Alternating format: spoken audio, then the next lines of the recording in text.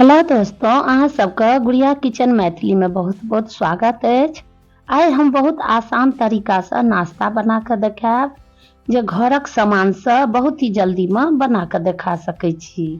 चलू फ्रेंड्स, बना के देखबै छी। एक हम मिक्सी जार लेब और एहिमे दऽ देबै 1 कप या कटोरी के नाप से सूजी। मोटका पातर जे सूजी कोई भी सूजी लऽ सकै छी। ओही कप से दही दऽ देबै। एहिमे नमक स्वाद अनुसार दऽ देबै। एहिमे हरियरका मिरचाइयो दऽ सकै छियै काटि कऽ, आ जीरा दऽ देबै कनि, और ओही कपसँ पानि दऽ देबै, नॉर्मल पानी दऽ कऽ एकरा चला देबै जाहिसँ कि बढ़िआँ जकाँ मिल जेतै। देखियौ मिक्स भऽ गेलै आ घोल बनि कऽ बढ़िआँ तैयार भऽ गेलै। देखियौ एनाहिए घोल बनेबै। आ जे नापैसँ यऽ नापि कऽ लेल, जेना कटोरी कोइ भी चीजसँ नापि कऽ बना सकै छी। और एक लोहिया चढ़ा देबै मोट पेंदी वाला, आ ओहिमे 1.5 से 2 कटोरी तक पानि दऽ देबै और कोनो स्टैंड दऽ देबै। स्टैंड नहीं है तो कोई कटोरियो दऽ सकै छी प्लेट पर, आ गरम होइ लए ढकि कऽ छोड़ि देबै। तब तक एहिमे घोल जे बनल छै एहिमे दऽ देबै खायवला सोडा दऽ कऽ एकरा 1 मिनट तक मिलेबै। 1 मिनट से ज़्यादा नहीं मिक्स करैके छै पहिले। आ ओहिके बाद एहिमे काली मिर्च के पाउडर, जीरा पाउडर, जे मसाला मिक्स करैके यऽ कऽ सकै छी, लेकिन एहिमे हम कोई मसाला के यूज नहीं करबै। बस लाल मिर्च के पाउडर कनि दऽ देबै। आ एकरा एहिमे हरियरका मिर्च, अदरको पे, मतलब अदरक आदियो के पाउडर दऽ सकै छी अगर अछि तऽ। आ एगो प्लेट लेबै, प्लेट या थाली कोई गहराई वाला लऽ कऽ ओहिमे घी या सरसों तेल चाहे रिफाइन मिला देबै, पेंदी में लगा देबै जैसे चिपकत नहीं। आ एना कऽ सब घोल कऽ दऽ देबै प्लेट में चाहे कटोरी जाहिमे हैत। ऊपर से जीरा पाउडर, लाल मिर्च पाउडर, काली मिर्च के पाउडर जे होइए मिला ऊपर से डालि देबै। हरी धनिया पत्ती दऽ देबै जाहिसँ कि कलर नीक भऽ जाइ छै। देखियौ कते नीक लगै छै। और कढ़ाई में देख लेबै जे पानि गरम भेलै कि नहीं। देखियौ खौलै छै तऽ गरम भऽ गेल छै। तऽ आब ओहि स्टैंड पर दऽ देबै आ एकरा ढकि देबै लगभग 14-15 मिनट तक ढकि देबै। आ 15 मिनट देखियौ भऽ गेलै। आब चेक करबै। देखियौ आब एहिमे कोई चाकू, छुरी या टूथपिक कोई भी चीजसँ चेक कऽ सकै छी। देखियौ नहीं चिपकलै, एकर मतलब तैयार भऽ गेलै। आब एकरा निकालि लेबै। अगर गरम में नहीं निकलत तऽ कनी देर छोड़ि देबै, आ ठंडा है तऽ कपड़ा से निकालि लेब, कपड़ा हाथ से पकड़ि कऽ। देखियौ चारू ओर से एकदम हटि गेल छै, कते नीक बनि कऽ तैयार भऽ गेल छै। आब ओकरा ठंडा होइ लए दऽ देबै। तब तक एना 2 उबलल आलू रखने छलिए, एकरा पीस पीस में काटि लेबै। जेना तरुआ तरै छियै तेनाहिए काटि लेबै। एकरा पीस पीस में छोटो में काटि सकै छी, चौकोरो आकार में। आ एक कढ़ाई पैन चढ़ा देबै, एहि पर घी पिघलल या तेल दऽ देबै, कोनो तेल, आ एहि पर दऽ देबै गरम होइ लए। आलू के कटला एनाहिए के दऽ देबै, आ एहिके ऊपर नमक दऽ देबै।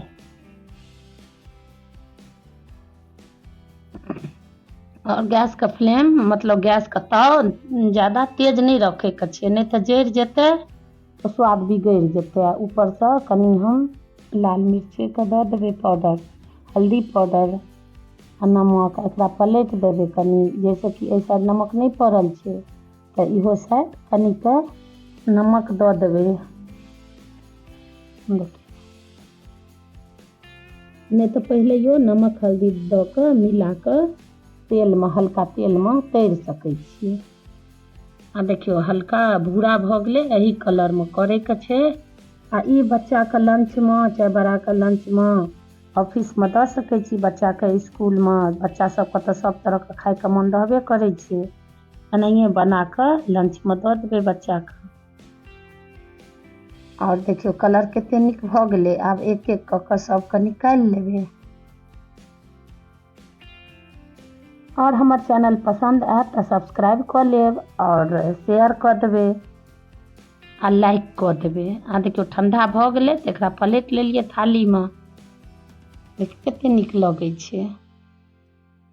आब एना गैस चूल्हा पर वएह कढ़ाई छलैहे, गरम छलै, गैस बंद कऽ देने रहियै, फेरो गैस ऑन कऽ कऽ एहिपर हम पीला सरसों दऽ देलियै, चाहे रैंची जीरा जे होइए दऽ देबै, और एहिमे लाल मिर्च पाउडर दऽ देलियै आ ओहिके ऊपर जे बनौने छलियै सूजी केक वाला दऽ देबै एहिपर।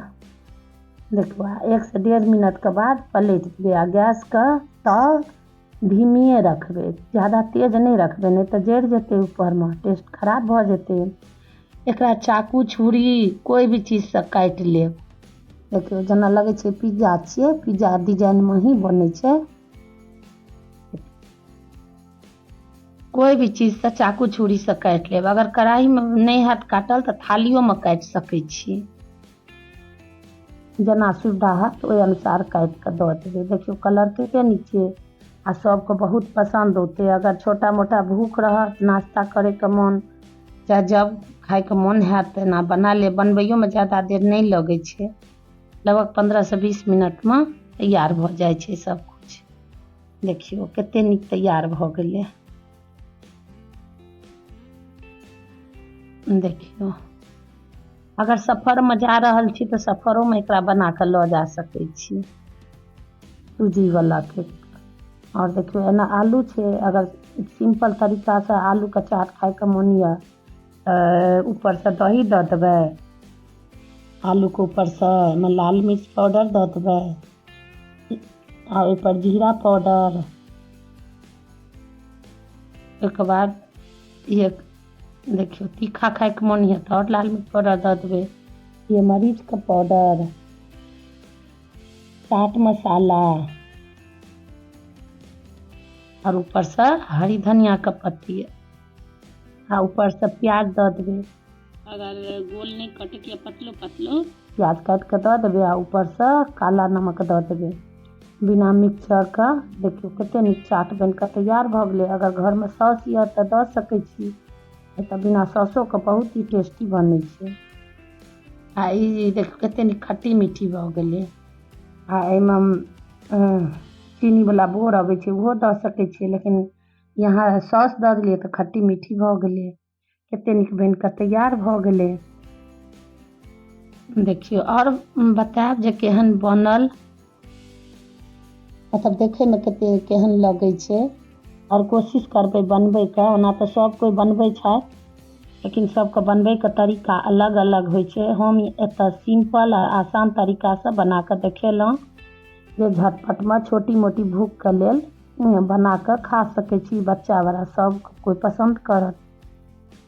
देखियौ और लाइक शेयर कमेंट कऽ देबै। फेरो मिलब अगिला वीडियोमे। Thank U.